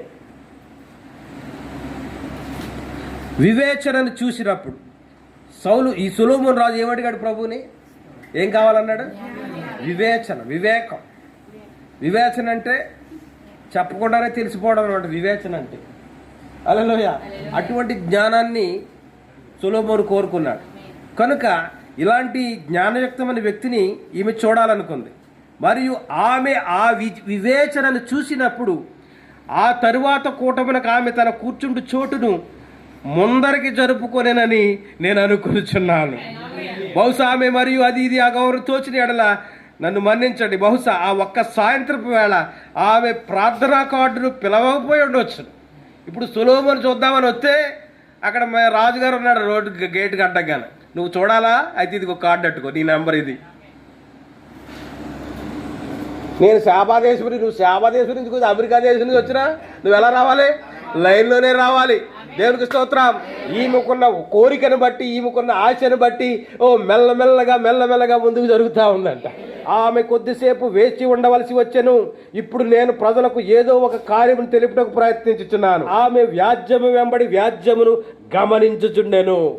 ఆమె ఆ రాజు సముఖానికి వెళ్ళబోయే ముందుగా ఆ ఆడియన్స్ లో కూర్చుని ఆమె కంటే ముందుగా వెళ్లే వారి సంభాషణలు, ఆ రాజుగారు ఇచ్చేటువంటి ప్రత్యుత్తరాలను అన్ని గమనిస్తూ ఈసారి వీళ్ళందరికంటే గొప్పగా క్లిష్టంగా నేను ఎలా అడగాలని ఇవి ముందే ప్రిపేర్ అవుతూ ఉందంట. అయితే అది ఆమెకు జరుగునంత వరకు వేచియుండుడి. ఆమె కోరినది అదే, మరియు పరిశుద్ధ గ్రంథము దానిని చెప్పి ఉండెను.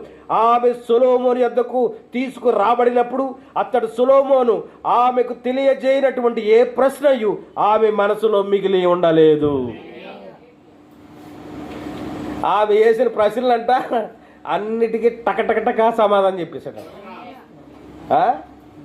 చెప్పేశాడంట. ఇంక ఏమీ మిగలేదంట ఆమె అడగటానికి. మరియు ఆమె నిలబడి ఆమె ఇట్లా నేను వినిదంతయు నిజమే. ఏమన్నది? ఇశ్రాయేల్ దేశం నుంచి మా దేశానికి వ్యాపార నిమిత్తం వచ్చే వాళ్ళందరూ ఆ మార్కెట్లో చెప్పుకున్న విషయాలు నిజమే. హల్లెలూయా. మరియు దానిని మించి ఉన్నవి. వాళ్ళు కొంచెమే చెప్పారు కానీ నేను ఇక్కడికి వచ్చిన తర్వాత చూస్తే ఇది చాలా ఎక్కువ. దేవునికి స్తోత్రం. ఆమె ఇంకా ఇట్లా అనుదినము ఇక్కడ కూర్చొని నుండి మరియు ఆ గొప్ప సూచనయు ఆ గొప్ప వరమును పనిచేయడం చూసి వ్యక్తి ధన్యుడై ఉండెను. ఆమె దేవుని అంగీకరించెను. ఆమె వాస్తవమైన దానిని చూసి ఉండెను. ఆమె హృదయం పురుకొల్పబడి ఉండెను. ఆమె మృతమైన సిద్ధాంతమును కాదు కానీ ఒక ప్రతిభ వంటి దానిని కాదు కానీ ఆమె ఒక వాస్తవమైన దానిని కనుగొనెను. అది ఒక జీవము గల దేవుడై ఉండెను. హల్లెలూయా. ఏమై ఉన్నాడంట ఆయన? జీవము గల దేవుడై ఉండెను. దేవునామానికి మహిమ కలుగును. కనుక ఈ విధంగా మరి సొలొమోను యొక్క జ్ఞానాన్ని చూసి ఆమె ఎంతగానో మరి విస్మయం చెందింది. ఆయన ఏదో ఓడగొట్టేయాలని లేకపోతే ఈమెదో గెలిచేయాలని అనుకుంది. కానీ తీరా ఏం జరిగిందంటే ఆమె ఆయన యొక్క జ్ఞానాన్ని చూసి ఏమైపోయింది తెలుసా? వింత ఆశ్చర్యపడిపోయింది అనమాట. దేవునికి స్తోత్రం కలుగునుగా. ఇప్పుడు వేరొక విషయం, ఆమె కొన్ని సమస్యలను ఎదుర్కొనవలసి ఉన్నది. అక్కడికి వెళ్ళినట్లయితే ఆమె ఆలోచించినది గుర్తుంచుకోనండి, ఈ ఎడారి అంతా ఇశ్మాయేలీయుల పిల్లలతో నిండి ఉన్నది. వినండి, ఈమె ఇప్పుడు ఈ ప్రయాణం ఎక్కడి నుంచో తెలుసా? అక్కడ ఫ్లైట్ ఎక్కేసి ఇక్కడ దిగల. ఆమె ఒంటి మీద కూర్చొని ఉన్నది, తలకు ముసుగేసుకుంది. ఆ యొక్క నడిపేవారు, ఆ యొక్క పనివారు ఆ ఒంటిని పట్టుకుని నడుచుకుంటూ మరి ఎక్కడికి వస్తున్నారంటే సొలొమోను యొక్క సామ్రాజ్యంలోకి వాళ్ళు వచ్చారు. ఈ దారిలో జరిగిన సంఘటనలు ఏంటో చెప్తా ఉన్నాడు. ఆ ఎడారి అంతా ఇశ్మాయేలీయుల పిల్లలతో నిండి ఉన్నది. ఇశ్మాయేల్ అంటే ఎవరు గుర్తొచ్చారా? మొన్న ఇజ్రాయెల్లోకి ప్రవేశించారు చూసారా? ఆ జనాంగం అన్నమాట.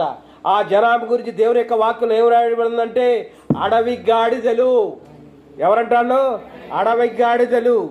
వాళ్ళకి విచక్షణ అనేది తెలియదు. పీకలు ఈజీగా కోసేస్తారు, కోడిని కోసినంత ఈజీగా పీకలు కోసేస్తారు అనమాట. కనుక అంతా ఇశ్మాయేల్ పిల్లలతో నిండి ఉన్నది. వారు నిలకడలేని వారు, దేశ దిమ్మరులు మరియు గజ దొంగలు. ఆ దినాలలో ఆ ఎడారి అంతా గజ దొంగలతో నిండి ఉన్నది. ఎన్ని దాటుకుంటా వస్తుందో చూడండి. ఎవరు? ఇంత కష్టము, ఇంత శ్రమ, ఇవన్నీ పరిస్థితులను ఓర్చుకొని తీవ్రమైన ఎండవేడిమి కింద ఎడారి ఇసుక, అంత తీవ్రతలో ఇంత ప్రయాసపడి ఎందుకు వస్తుందంటే దేవుని వరమును కళ్ళారా చూడాలని. హల్లెలూయా. ఆ యవ్వన స్త్రీ ఇలాగనుకున్నది, అది సత్యమో కాదో నేను వెళ్ళి కనుగొనేదను. నేను ఒక అర్పణను తీసుకొని వెళ్తాను. నేను వెళ్ళిన తర్వాత ఆ వరాన్ని చూసిన తర్వాత నేనేం చేయాలా? ఒక అర్పణను తీసుకొని వెళ్ళాలి. మరియు అది నిజమైతే దానిని నేను బలపరుస్తాను. ఒకవేళ అది నిజం కాకపోతే నా అర్పణను తిరిగి వెనకకు తెస్తాను. పెంతుకొస్తు ప్రజలు తప్పనిసరిగా ఆమె చెప్పేది విని తీరాలి. పెంతుకొస్తు ప్రజలు అంటే ఆదిమ సంఘం. మనం ఒకప్పుడు పెంతుకొస్తుడమే కదా, కనుక ఖచ్చితంగా విని తీరాలంటే ప్రవక్త, మిమ్మును ఆనందపరిచే వాటిని బలపరుస్తారా? మీ రేడియో కార్యక్రమాలను పక్కన పెట్టండి. మీ సొంత ప్రజలకు సంబంధించిన ప్రతిదీ పక్కకు పెట్టుచున్నారా? సరే, ఆమె కొంత ఇంగిత జ్ఞానం కలిగి ఉన్నది. అది సత్యమే అని నేను కనుగొంటే ప్రతిదీ నాకు యోగ్యమైనదే. కానీ అది సత్యము కాకపోతే సత్యము కాదని నేను తెలుసుకుంటాను. నేను వెళ్ళి నా అంతటా నేనే చూస్తాను. మరియు నేను తీసుకొని, ఆమె అనుకున్నది, సాంబ్రాణి, బోళము, ఒంటెలపై నింపినది మరియు బంగారము, వెండి, విలువగల సుగంధ ద్రవ్యములు మరియు చాలా విలువగల ఆ వస్తువులు ఆమె ఒంటెల నిండా నింపినది. జ్ఞాపకం ఉంచుకోనండి, ఆమె ఎయిర్ కండిషన్ గల కాడిలెక్ కారులో వెళ్ళలేదు. ఏసీ కారులో ఆమె వెళ్ళలేదంట. సహారా ఎడారి, ఆమె ఆ ఎడారి గుండా ఆమె ఒంటి వీపుపై కూర్చొని వెళ్ళినది. ఈ తరములో ఆమె నిలబడి ఈ తరముపై నేరారోపణ చేయరని యేసు చెప్పుడలో ఆశ్చర్యం లేదు. మరియు ఇక్కడ ఉన్న కొద్ది మంది అదే కార్యములు జరుగుచున్నవని తెలుసుకొనగలుగుచున్నారు. లూకాసు వార్త 11వ అధ్యాయము 31వ వచనం చదవండి. దక్షిణ దేశపు రాణి విమర్శ కాలమున ఈ తరము వారితో కూడా లేచి వారి మీద నేరస్థాపన చేయును. మీద నుంచి వెళ్ళిపోతుంది అనుకుంటున్నాను నేను వాక్యం. ఆమె సొలొమోను జ్ఞానము వినుటకు భూమి అంతముల నుండి వచ్చెను. దేవునికి స్తోత్రం. దేవుడు సొలొమోను యొక్క జ్ఞానం వినడానికి ఎక్కడి నుంచి వచ్చిందంట? భూమి అంతముల నుండి వచ్చెను. ఇదిగో సొలొమోను కంటే గొప్పవాడు ఇక్కడ ఉన్నాడు. లూకాసు వార్త 13వ అధ్యాయము 31వ వచనం, మత్తయి వార్త 12వ అధ్యాయము 42వ వచనం. కబుర్లు చెప్పుకోకండి పిల్లలు. విమర్శ సమయం అంటే ఎప్పుడు? ప్రభు అయిన దేవుడు గొర్రెలలో నుండి మేకలను వేరు చేసి ఆ గొర్రెలకు మేకలకు తీర్పు తీర్చే ఆ విమర్శ తినమన ఎవరుంటారో తెలుసా? శాబా దేశపు రాణి అక్కడ ఉంటుందంట. విమర్శ సమయమున దక్షిణ దేశపు రాణి ఈ తరము వారితో నిలబడి, ఎవరితో నిలబడుతుందంట? ఈ తరము వారితో నిలబడి వారి మీద నేరాస్థాపన చేసిను. ఆమె సొలొమోను జ్ఞానం వినుటకు భూమి అంతముల నుండి వచ్చెను. ఇదిగో సొలొమోను కంటే గొప్పవాడు ఇక్కడ ఉన్నాడు. ఇంత పరిస్థితి కోసం ఎందుకు ఆమె వెళ్ళగలిగిందంటే సొలొమోనుని ఆమె దేవుడిగా భావించి. కానీ ప్రవక్త అన్నాడు, సొలొమోను కంటే గొప్పవాడు ఇక్కడ ఉన్నాడు. ఈ మాట ఆయనే స్వయంగా అంటున్నాడు. ఆయన కంటే గొప్పవాడు మీ మధ్యలో ఉన్నాడు. ఆయననే నేను. అవునా? నేనే ఆయనను అన్నాడు ఆయన. గతంలో ఛాయలో నీడగా మీరు ఏదైతే చదివారో ధర్మశాస్త్రమందు ఆయననే నేను అంటున్నాడు ఆయన. ఈయనెవరు అంటే ఆయన కంటే గొప్పవాడు. ఎవరికంటే? సొలొమోను కంటే కూడా గొప్పవాడు. కనుక శాబాదేశపు రాణి అంటే ఇప్పుడు మన మీద నేరారోపణ చేస్తుందా? నేను సొలొమోను చూడడానికే అంత ప్రయాసపడి వెళ్తే సొలొమోను కంటే గొప్పవాడు ఇక్కడ ఉంటే మరి మీరేం చేస్తున్నారు? జీవగల దేవుని యొక్క వాక్యాన్ని వినడానికి ఒంట్లోకి వస్తున్నారా? ఆటో ఈవేళ లేదని పొరపాటు నేను ఫోన్ చేస్తే రాజు ఇంక ఈ వారానికి వద్దులేంటాను. మీరు నడిచి రాగలుగుతారా? ఎప్పుడో పరీక్ష చేస్తాను మీకు. ఇలాంటి అగ్రి పరీక్ష చేస్తాను రోజు నేను. ఎందుకు నేరారోపణ చేస్తుందంట? మొదటి రాజుల 10వ అధ్యాయం 2వ వచనం. ఆమె గొప్ప పరివారముతో, ఆమె ఒక్కత రాలేదు, ఆమె రాణి గొప్ప పరివారముతో గంధవర్గమును, విస్తారమైన బంగారమును, రత్నములను ఒంటిల మీద ఎక్కించుకొని యెరూషలేమునకు వచ్చెను. సొలొమోను దర్శనము చేసి తనకు తోచిన దాని అంతటిని బట్టి అతనితో మాట్లాడగా. ఏంటో కథన్నట్టు అంటున్నారు మీరు. ఈ మాటలు చెప్పగానే పోయిన వారం వాక్యం ఏం గుర్తు రావాలి మీకు? ఆ నయమాను, సిరియా దేశపు సైన్యాధ్యక్షుడైన నయమాను 20 మణుగుల వెండి, 1,20,000 విలువైనటువంటి బంగారమును, 10 దుస్తుల వస్త్రాలు వేసుకుని వచ్చాడట. ఎక్కడికి వచ్చాడు? ఇశ్రాయేలు దేశానికి వచ్చాడు. దేవుని నామమునకు మహిమ కలుగునుగా.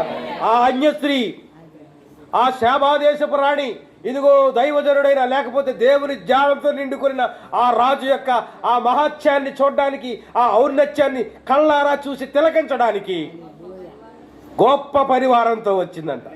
గంధవర్గమును, విస్తారమైన బంగారమును, రత్నమును ఒంటెల మీద ఎక్కించుకొని యెరూషలేమునకు వచ్చెను.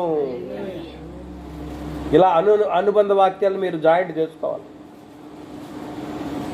సొలొమోను దర్శనము చేసి తనకు తోచిన దాని అంతటిని బట్టి అతనితో మాటలాడగా, 2వ దినవృత్తాంతాల గ్రంథము 9వ అధ్యాయం 9వ వచనం, ఆమె రాజునకు 240 మణుగుల బంగారం. బెన్హదద్ ఎంత పంపించాడు? 20 మణుగుల వెండా బంగారం? వెండి. 1,20,000 విలువైన బంగారం.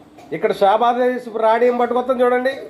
ఆమె రాజునకు 240 మణుగుల బంగారమును, విస్తారమైన గంధ వర్గములను, రత్నములను ఇచ్చెను. శాబాదేశపు రాణి రాజైన సొలొమోనుకి ఇచ్చిన గంధ వర్గములతో సాటి అయినది ఏదీ లేదు. ఇక అంతకు ముందు అంత తర్వాత కూడా అంత గొప్ప బహుమానాలు తెచ్చినోడు ఆవిడ కూడా లేనే లేడంట. ఎంత ఆసక్తి అండి ఆవిడికి. అమలారు వింటున్నారా? ఈ శాబాదేశపు రాణికి ఎంత ఆసక్తి. ప్రవక్త తన యొక్క ప్రవక్త కన్నుతో చూసి అంటున్నాడు, ఆమె అంజురాలు అంటున్నాడు. ఖచ్చితంగా అంజురాలే, విగ్రహారాధికురాలు అంటున్నాడు. ఆ విగ్రహారాధికురాలు నన్ను చూడకపోయినా అయ్యా మీరు నా సమస్యను తీర్చగల వారని నేను నమ్ముచున్నానయ్యా, నాకు ప్రార్థన చేయడం. వింటున్నారా? ఈ అంజురాలు కూడా ఈ శాబాదేశపు రాణి ప్రజలు ఆ నోట చెప్పిన మాటలు విని ఇప్పుడు ఆయనను కళ్ళారా చూసి మనసారా ఆనందించాలని ఏమేమి పట్టుకొస్తుంది? బంగారమును, గంధవర్గములు, రత్నములు. ప్రభు దగ్గరకు వచ్చినోడు ఖాళీగా రాకూడదు అనమాట. దీన్ని బట్టి అంతేనా? యూదులకు రాజు ఆ బెత్లెహేములో పుట్టాడన్న సంగతి వాళ్ళ యొక్క గ్రంథాల ద్వారా తెలుసుకుని ఆ తూర్పు దేశపు జనాలు ఏం పట్టుకొచ్చారో తెలుసా? బంగారమును, బోళమును, సాంబ్రాణిని. కనుక ప్రభువులకు ఏం తెచ్చారు వాళ్ళు?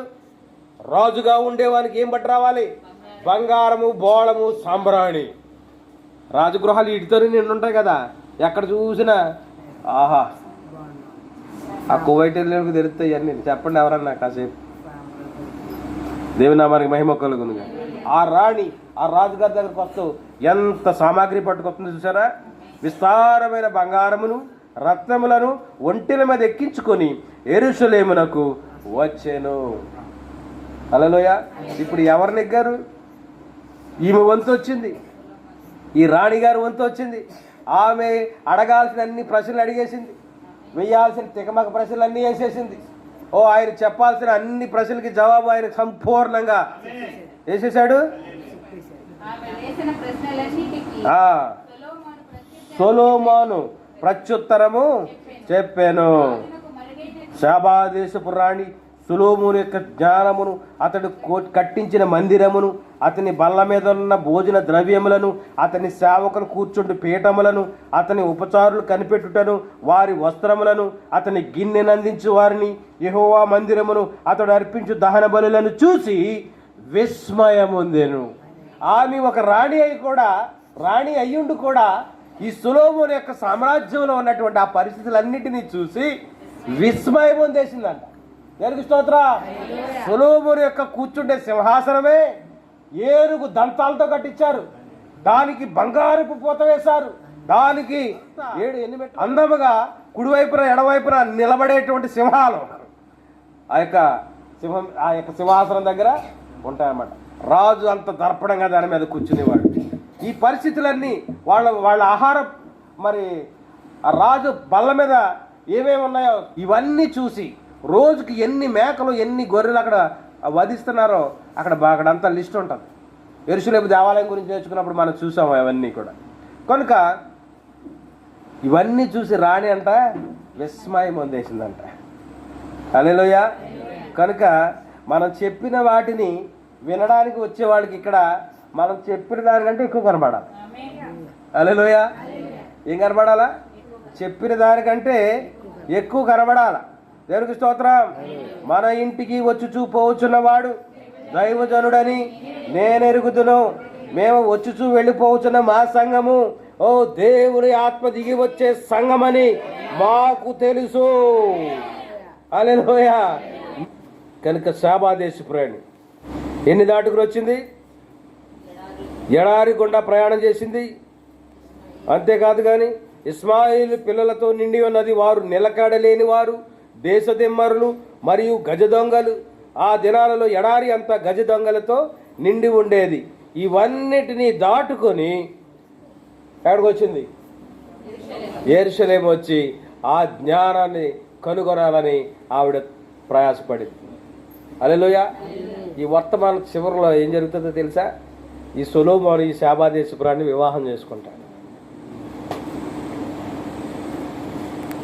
ఏం చేస్తాడు? వివాహం చేసుకుంటాడు. అన్య అన్య అన్య వధువు. ఈయనెవరు?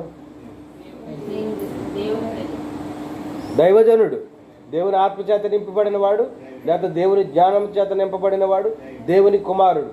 ఇప్పుడు ఈయనకి వధువు ఎక్కడి నుంచి వచ్చింది? మోషే ఉన్నాడు. మోషే దేవుని నోరై ఉన్నాడు. మోషే దేవుని ఆత్మ ఉన్నాడు. ఆయన భార్య ఎక్కడి నుంచి వచ్చింది? అన్యజనుల నుంచి వచ్చిందా? హల్లెలూయా. ఆవిడని బట్టే కదా వీళ్ళందరూ వ్యతిరేకమైపోయారు. మిరియాము వీళ్ళందరూ ఎందుకు చనిగారు? ఆ నల్లదాన్ని తీసుకొచ్చి, ఆ కరిపోతాన్ని తీసుకొచ్చి కట్టుకున్నాడు వీడు అని చెప్పి వీడిని ఏదో రకంగా వదిలేస్తే బాగుంటుందని చెప్పి ప్రయత్నాలు చేసేవారు అనమాట. హల్లెలూయా. యోసేపు ఐగుప్తు దేశానికి రాజస్థానంలో ఉన్నాడు. ఆయన ఎవరు వివాహం చేసుకున్నాడు? అన్య స్త్రీని వివాహం చేసుకున్నాడు. ఇవన్నీ దేనికి సాదృశ్యం అంటే మన ప్రభు అయిన యేసుక్రీస్తు. హల్లెలూయా. ఆయన వధువు ఎవరంటే మనం. కనుక ఆ వివాహానికి మనం వెళ్ళాలి అంటే ఎన్ని దాటుకుని వెళ్ళాలో తెలుసా? ఎండను భరించాలి, వేడిని భరించాలి, ఇంకా ఎవరాళ్ళు ఇస్మాయిలీని భరించాలి, దొంగలను భరించాలి, ఇంకా ఏం భరించాలి? ఏమి ఇప్పుడు చదివారు కదండి, అప్పుడు మర్చిపోయారా?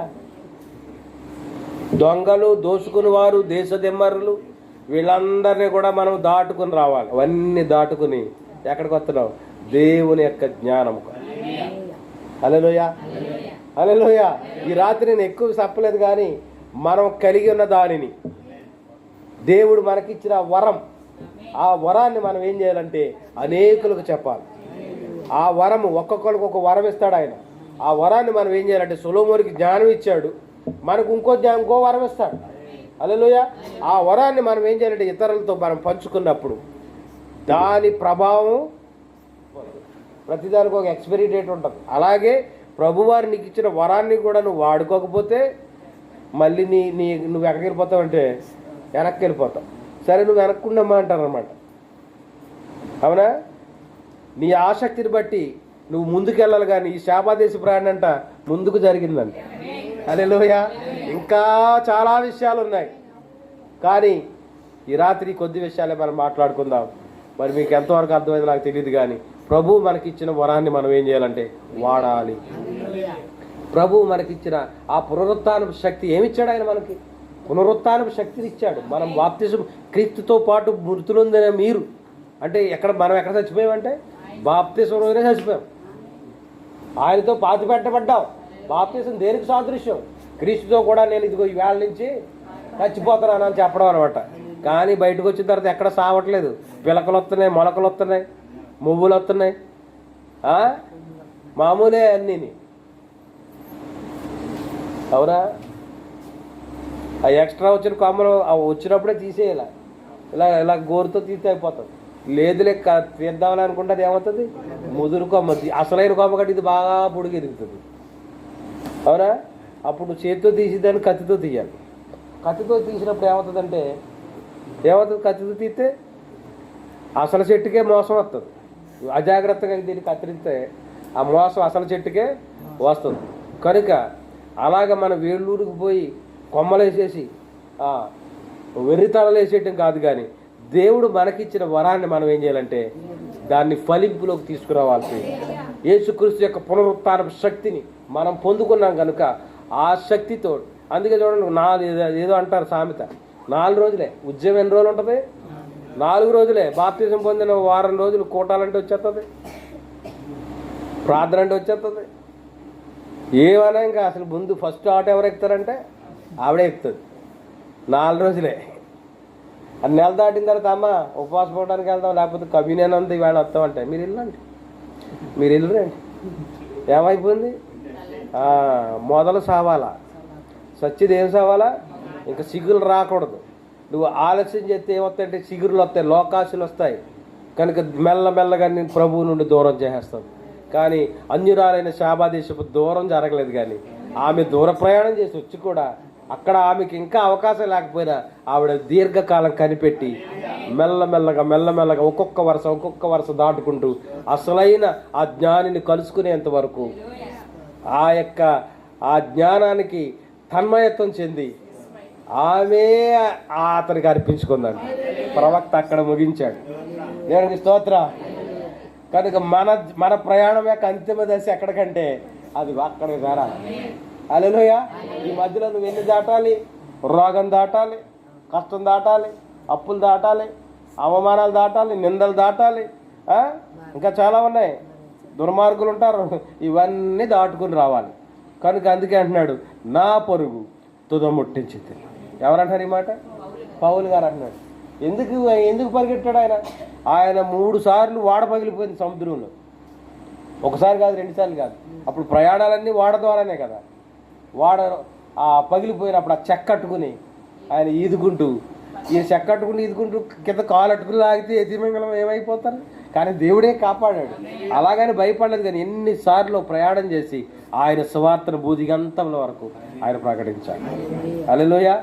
6 దినాల్లో ఆ అపోస్తలులు అందరూ అలా కష్టపడ్డారే కనుక తోమా గారు కూడా వాడ ప్రయాణం చేసుకుని వచ్చి మద్రాసులో దిగాడు. హల్లెలూయా.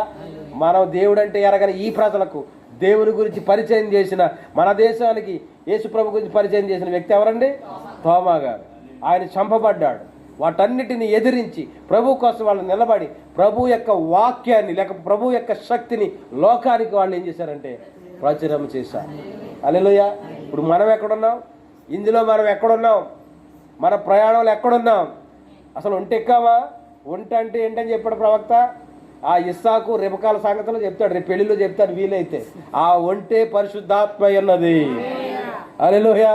నువ్వు పరిశుద్ధాత్మ నిన్ను ఆవరిస్తే ఎండకు లెక్క చేయవు. 8 గంటలకి ఆరాధన అంటే 7:30కే వచ్చి కూర్చుంటాం. హల్లెలూయా. ఎందుకంటే చోటు దొరకదేమో అని. ఎందుకంటే నీతో సహవాసం చేసేది ఎవరంటే పరిశుద్ధాత్మ. హల్లెలూయా. పరిశుద్ధాత్మ మీ మీదికి వచ్చినప్పుడు మిమ్మలను ఆ సర్వసత్య వదిలేండి నడిపించును. వెనకాల ఉన్న వాళ్ళని ఆ తర్వాత వరుసలోకి నడిపించును. ఆ తర్వాత వరుసలో ముందు ఖాళీ అయితే బాగుండు, నేను ఆ వరుసలోకి వెళ్ళిపోదును. అది పరిశుద్ధాత్మ చేసే కార్యం. అందుకే మొదటి వారు కడపటి వారు మొదటి వారు అన్నారు. ఆ శక్తిని బట్టి ప్రభు కొంతమందిని ముందుకు నడిపిస్తాడు, కొంతమందిని వెనక్కి వెళ్తాడు. కనుక మనము పొందిన పునరుత్థాన శక్తిని ప్రకటిద్దాం. హల్లెలూయా. ఈ రాబోయే నూతన సంవత్సరంలో మీరు గోల్ పెట్టుకోండి. మీ పని చేసే ప్రాంతాల్లో, మీరు వెళ్ళే ప్రదేశాల్లో ఎక్కడైనా సరే నిన్ను నమ్మిన ప్రభువు గురించి నువ్వు సాక్ష్యం చెప్పు. సిగ్గుపడవలసిన అవసరము లేదు. ఎందుకంటే నువ్వు ప్రకటించే దేవుడు సజీవుడు. చనిపోయిన గురించి ఎందుకు ఆయన గురించి చెప్తాడు? చచ్చిపోడు కదా అంటారు. నేను ప్రకటించేవాడు సజీవుడైన యేసు. హల్లెలూయా. కనుక ఇక్కడ సొలొమోను దగ్గర అంట జవాబులు ఉన్నాయంట, కానీ ఇంకా ఆవిడ దగ్గర ప్రశ్నలు లేవంట. ఆవిడ రాసుకొచ్చిన ప్రశ్నలు అయిపోయినాయి అంట, కానీ ఇంకా ఆయన దగ్గర జవాబులు ఉన్నాయి. ఆ జవాబులు ఇచ్చే స్థానంలో నువ్వు నేను ఉంటావు. హల్లెలూయా. ఎవరైనా అన్యులు ఇక్కడికి వచ్చి ఏం జరుగుతుంది ఎక్కడని చూస్తే వాడు ఇక్కడ జవాబు పట్టుకుని వెళ్ళాలి. హల్లెలూయా. నాకు తెలదండి, మా పాటర్ గారి దగ్గర తీసుకెళ్తాను రండి ఆయన చెప్తాడు. అవునా? అంతేనా? పునరుత్థాన శక్తి నీలో ఉంటే నువ్వేం చేయాలంటే దేవుడు నీకు ఇచ్చిన వరాన్ని నువ్వే ఏం చేయాలా? వాడాలి. లోకానికి దేవుని కొరకు సాక్షిగా బ్రతకాలి. హల్లెలూయా. ఇందాక పాడిన పాటలో ఏముందంటే లేచి నిలబడండి. అల్లుమను కంటే శ్రేష్ఠుడు సర్వజ్ఞానకు ఆధారుండు, సొలొమోను కంటే శ్రేష్ఠుడు సర్వజ్ఞానమునకు ఆధారుండు, 10,000 అతి ప్రియుండు, 10,000 మ్రోక్కెదము. 10,000 అతి ప్రియుండు, 10,000 మ్రోక్కెదము.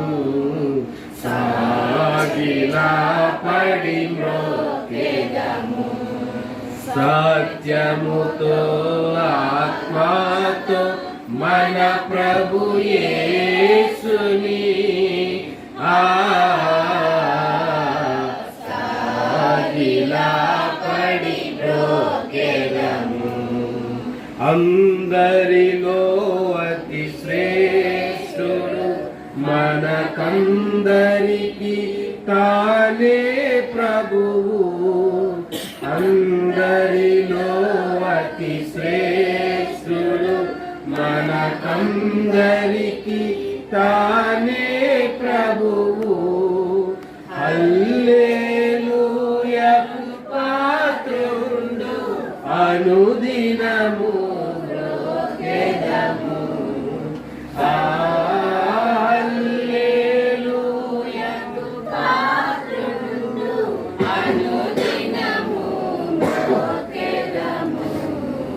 సాగిలా పడి మ్రోక్కెదము, సత్యముతో ఆత్మతో మన ప్రభు యేసుని సాగిలా పడి మ్రోక్కెదము. హల్లెలూయా. ప్రియమైన దేవుని సంగమా, కళ్ళు మూసుకొని ప్రభు వైపు చూడండి. ఇదిగో సొలొమోను యొక్క జ్ఞానాన్ని చూడడానికి షేబా దేశపు రాణి ఎంతో ప్రయాసపడి ఎన్నో మరి ఆ ఉపద్రవములు గుండా దాటుకుని మరి దొంగలను, దోచుకుని వారిని, మూర్ఖులను, గర్వాంధులను, అహంకారులను, దేశదమ్మరులను, అందరినీ దాటుకుని సుదూరమైన ప్రయాణం చేసుకొని ఒక మానవుని దర్శించడానికి వచ్చింది. సొలొమోను ఎంత జ్ఞానం కలిగిన వాడైనప్పటికీ అతడు కూడా మానవుడై ఉన్నాడు. కానీ ప్రభు అంటున్నాడు, సొలొమోను కంటే గొప్పవాడు ఇక్కడ ఉన్నాడు. ఆ గొప్పవాడు ఎవరో కాదు, మన ప్రభు అయిన యేసుక్రీస్తు అయ్యాడు. ఓ సంగమా, మన ప్రభు అయిన యేసుక్రీస్తు యొక్క వాక్యమే, వాక్య రూపంలో ఆయన మన మధ్యలో ఉన్నాడు.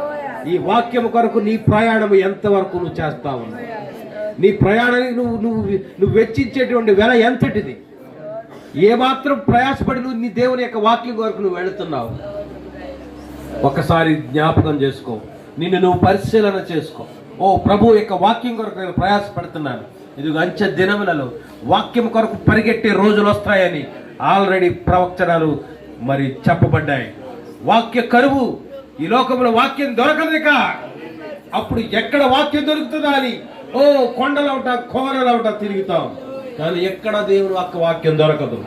వాక్యం దొరుకుతున్నప్పుడే, వాక్యం అందుచున్నప్పుడే ఆ వాక్యాన్ని పరిపాలన తీసుకోవడానికి మనం ప్రయాసపడాలి. ఎందుకంటే వాక్యమే మనల్ని బ్రతికించేది, వాక్యమే మనల్ని జీవింపచేసేది, వాక్యమే మనల్ని బలపరిచేది, వాక్యమే మనల్ని ధైర్యపరిచేది, వాక్యమే మనల్ని బ్రతికింపచేసేది. ఎటువంటి జీవవాక్యమును నిరర్ధకం చేయొద్దు, అశ్రద్ధ చేయొద్దు. ప్రభు వాక్యం కొరకు ప్రయాసపడండి. మీరు పొందిన వరం ఏదైతే ఉన్నదో, పునరుత్థానపు శక్తి అని వాక్యం చెప్తా ఉంది. నీవు పునరుత్థానపు శక్తి నిజముగా నీలో ఉంటే ఆ శక్తి నిన్ను సర్వసత్యంలోకి నడిపించాలి. ప్రభు యొక్క మరి సువార్తను లోకమంతటా నువ్వు చాటి చెప్పాలి. ఏదో ఒక పాస్టర్ గారి మీద అది లేదు, కానీ ప్రతి ఒక్కరు ఒకరి నుండి మరొకరికి దేవుని యొక్క వర్తమానాన్ని మీరు అందించాలి. ప్రభు యొక్క గొప్పతనం ఏమిటో, ప్రభు యొక్క సామర్థ్యం ఏమిటో, ఆయన ప్రభావం ఏమిటో, ఆయన శక్తి ఏమిటో లోకానికి మీరు చూపించాలి. లోకము ఆ మాటలు చెప్పినప్పుడు ఖచ్చితంగా నేను ప్రభు సన్నిధికి వెళ్ళాలి. ఆ శక్తి ఏమిటో, ఆ ప్రభావం ఏమిటో నేను చూడాలి, ఆ ఆనందం ఏమిటో, ఆ ఆశీర్వాదం ఏమిటో నేను పొందుకోవాలని ఆసక్తి కలిగి అనేక మంది ప్రజలు దేవుని సన్నిధికి వచ్చులాగిన సంఘం ఉండాలని ప్రభువు కోరుతా ఉన్నాడు. ఇదిగో కళ్ళకు మరి గుడ్డితనం వచ్చి కళ్ళతో అతడు చూడలేకపోయినప్పటికీ అతడు యేసుని గురించి విన్నప్పుడు, ఇదిగో ఓ దావీదు కుమారుడా నన్ను కరుణించు వారి కేకలు వేసి అతడు దేవుని యొక్క కరుణకు పాత్రుడై గుడ్డితనం బయటపడ్డాడు. అతడు బయట ఎందుకు ఆ గుడ్డితనం నుండి అతడు ఎందుకు విడుదల పొందాలనుకున్నాడో తెలుసా? అతడు ఆ విధంగా కూర్చుంటేనే ఆదాయం వస్తా ఉంది, కానీ ఆ ఆదాయాన్ని కూడా వదులుకొని అతడు ప్రభుని కళ్ళారా చూడాలని కోరుకున్నాడు. ఆ ఆశ కలిగిన ప్రాణాన్ని దేవుడు తృప్తిపరిచాడు. మీరు కూడా మీ ప్రార్థనలు ప్రభువుని అడగాలి. ప్రభువా నన్ను దర్శించు నాయన, నీ యొక్క వాక్యం ద్వారా నన్ను తాకు ప్రభు, తిరిగి నేను పొందుకున్నదిగో ఆ యొక్క వరమును మీరు ఉపయోగించకపోయినట్లయితే అది నిర్వీర్యమైపోద్దని, ఆ ప్రభావం లేకుండా పోద్దని వాక్యంలో చెప్పబడినట్లుగా ఓ వరమును ప్రభువా దాన్ని నేను ఫలింపు దశలోకి తీసుకువచ్చినట్టుగా దేవా నన్ను వాడుకో ప్రభువా అని ప్రార్థన చేయాలి ప్రతి ఒక్కరు. ప్రభువా నన్ను వాడుకో, అనేకుల కొరకు ప్రయోజనకరమైన పాత్రగా నేను ఉండాలి ప్రభువా, అనేకులకు మాదిరికరంగా ఉండాలి ప్రభువా, నన్ను చూసిన వారు అనేకులు నీ సన్నిధికి నా ద్వారా వచ్చినప్పుడు సహాయం చేయ ప్రభువా. ఓ మా సాక్ష్యం ఇతరులకు పని చేయడానికి, మా సాక్ష్యం ద్వారా అనేకులు బలపడడానికి వాడుకో ప్రభువా అని మనం ప్రార్థన చేయాలి. ఆ విధంగా ప్రభు యొక్క సేవలో ప్రతి ఒక్కరు భాగం పంచుకున్నప్పుడు ఈ లోకం ఎప్పుడో మారిపోయింది, కానీ మనం ఆ పని చేయడం లేని కారణం చేత మన పక్కవారు కానీ, మన బంధువులు కానీ, మన స్నేహితులు కానీ ఎవరికి ప్రభు యొక్క ప్రభావాన్ని మనం చూపలేకపోతా ఉన్నాం. ఎంతో విచారకరమైన విషయం. కనుక ఈ రాత్రి ప్రభు ఒక్కసారి వాక్యం ద్వారా మనతో మాట్లాడారు. ఎంతో ప్రయాస కోచ్కి ఎన్నో నెలలు ఆమె ప్రయాణం చేసుకుంటూ వచ్చి తీరా వచ్చిన తర్వాత కూడా ఆమెకు వెంటనే భాగ్యం దొరకలేకపోయినప్పటికీ ఆమె ఎంతో ఎదురు చూసి మరి ఆ ఆశతో ఆ జ్ఞానిని కలుసుకున్నప్పుడు చివరికి ఆ జ్ఞాని భర్త అయ్యాడు. ఎంత గొప్ప ధన్యత. కనుక ఆసక్తిని ఎరిగిన దేవుడు, నీలో ఉన్నటువంటి ఆ ఆసక్తిని ఎరిగిన దేవుడు ఒక దినాన తన రాకడలో నేను తన దగ్గరికి తీసుకుంటాడు. కనుక మనలో ఆసక్తి లేకపోయినట్లయితే మనం విడవబడతాం. విడవబడి గుంపులో ఉంటే చాలా ప్రమాదకరం ప్రియులారా. సంగమా అట్టి స్థితి కాదు మనకి. వరుస వెంబడి వరుస ముందుకు జరుగుతూ వెళ్ళిపోవాలి. ప్రభువుని చేరుకోవడానికి, ఆ జ్ఞానాన్ని చూడడానికి, ఆ వరాన్ని దగ్గరికి అడ్డ వెళ్ళి ఆయన ప్రభావ మహిమలను మనం కళ్ళారా అనుభవించడానికి మనం క్రీస్తుకు అతి దగ్గరగా సమీపస్తులుగా రావాలని కోరుకుంటూ ఉన్నాడు. దేవుని మాటలను దీవించుగా. పరిశుద్ధుడా పరమ తండ్రి, మమ్మల్ని మిక్కిలిగా ప్రేమించున్న మా పరలోక తండ్రి, ఈ రాత్రి కాలం దేవా మాట్లాడిన ప్రతి మాటలు ప్రభు అవి నా మాటలు కాదు, కానీ ఇదిగో ప్రవర్త లోకానికి అందించినటువంటి వర్తమానం ఆయన సొలొమోను కంటే గొప్పవాడు ఇక్కడ ఉన్నాడు. శేబాదేశపు రాణి అనే వర్తమానాలు కొన్ని అంశాలు మాత్రమే, మొచ్చికి 2 విషయాలు మాత్రమే మేము తెలుసుకున్నాం. ఆయన ఇంకా ఎన్నో లోతైన సంగతులు ప్రభుత్వం బోధించాడు. ఇంకా అవన్నీ గ్రహించే జ్ఞానంలోకి ఇంకా మేము రాలేదు ప్రభు. ఒక్కొక్కటిగా ప్రభు మీరు మాకు నేర్పండి. మీరు మాకు నేర్పడానికి ఇష్టపడుతున్నందుకు నీకు వందనాలు చెల్లిస్తూ ఉన్నాను. సంఘములు ఇంకా బలపరచండి, వాక్యంలో స్థిరపరచండి ప్రభు, లోతైన అనుభవంలోకి నడిపించండి. ఏవేవో గొప్ప సంగతులు కాదు, చిన్న విషయాల్లోనే దేవా నువ్వు ఎన్నో మర్మాలు ఇచ్చావు ప్రభు. దేవుడు సామాన్యతలోనే దాగి ఉన్నాడని చెప్పాడు ప్రభు. చిన్న చిన్న విషయాల నుంచి ఎన్నో గొప్ప సంగతులు మీరు మాకు నేర్పిస్తున్నారు ప్రభు. అందుని బట్టి కొందరు ఓ సొలొమోనుకున్న జ్ఞానాన్ని బట్టి ఆ యొక్క దేశము లేకపోతే ఇశ్రాయేలు సామ్రాజ్యము ప్రభు సువర్ణ యుగంగా మారిపోయింది ప్రభు, బంగారు యుగంగా మారిపోయింది ప్రభు. నిజమైన ఆయన ఇదిగో బంగారు వీధులు ఎప్పుడో పరలోకంలో కాదు, కానీ ఆ పరలోకంలో ఉన్న ఆనందాన్ని ఇక్కడే మేము అనుభవించే భాగ్యం మనకు దయచేయండి. ఎక్కడ 2-3 నా నామం కూడి ఉంటారో వారి మధ్యలో నేను ఉంటానని సెలవిచ్చాం. మీరు మా సంఘంలో ఉంటే అది మాకు స్వర్ణయుగమైన మా యొక్క అనుభవం, లేకపోతే మా యొక్క మేము కూడుకున్న ఈ చోటంతా కూడా ఎంతో ఆనందమయం ఆయన. అట్టి ధన్యత భాగ్యం మీరు మాకు ఇచ్చినందుకు నీకు స్తోత్రాలు. ఇంకా పరిపూర్ణంగా సంఘాన్ని బలపరచండి. ఇంకా అనేకులను ప్రభు ఏదో ఆదివారం మాత్రమే కాదు, కానీ ప్రతి కూడుకకు వారిని నడిపించండి. వారిలో ఉన్నప్పుడు పునరుత్థాన శక్తిని వాళ్ళు మళ్ళీ తిరిగి ప్రభు వాళ్ళు శక్తిని పొందుకొని నీ కొరకు జీవించే భాగ్యం దయచేయి. ఇదిగో జీవితంలో అన్నీ అనుభవించావు నాయన. ఇదిగో ఒక దశకు ఒక వయసుకు వచ్చారు ప్రభు, ఇంకేమి కావాలి నాయన. భయంకరమైన కరోనా కూడా దాటారు ప్రభు. ఎన్నో శ్రమలు, ఎన్నో ఆ శాబాదేశపు రాణి కాదు, మేము కూడా ఎన్నో పరిస్థితులు దాటుకుంటా వచ్చాము నాయన. వచ్చి ఏం ప్రయోజనంగా చివరికి నీ దర్శన భాగ్యం లేకపోతే, నీ రాకడలో మేము లేకపోతే ఏంటి ప్రయోజనం నాయన? ఓ తండ్రి, అట్టి ధన్యత భాగ్యం మాకు అందరికీ దయచేయండి. ఆ రాకడ కొరకు మేము స్థిరముగా కలిగి, ఓపిక కలిగి కనిపెట్టే భాగ్యం దయచేయండి. ఓ దేవట్టి ధన్యత మీరు మాకు ఇస్తారని విశ్వాసంతో అడుగుతున్నాము ఆయన. ఇక్కడ నిలబడిన ప్రతి బిడ్డ పేరు మీరు దీవించి ఆశీర్వదించండి. ఈ స్వరం ఎంత దూరంలో నుండి వింటున్నారు, ప్రతి బిడ్డను మీరు ఆశీర్వదించండి. ఎవరు ఏ అవసరతలతో, ఏ కోరికలతో, ఏ సమస్యలతో నీ వైపు ఎదురు చూస్తా ఉన్నారు, ప్రతి వారికి నీ సమాధానము, నీ జవాబును మీరు దయచేయమని వేడుకొచ్చున్నాను. ఇదిగో శాబాదేశపు రాణి దగ్గర ప్రశ్న లేదు ప్రభువా, ఎందుకంటే అన్నిటికీ జవాబులు దొరికాయి. అవును తండ్రి, లోకంలో ఉన్న అన్ని ప్రశ్నలకు జవాబు ఎక్కడంటే అది నీ వాక్యంలోనే ఉంటుంది. కనుకట్టి నీ యొక్క వాక్యం పట్ల మేము శ్రద్ధ కలిగి, వాక్యం కలిగి ఎరిగిన వారిగా మేము సహాయం దయచేయండి. మా కన్నుల ముందు నీ యొక్క వాక్య భయం ఉంచండి.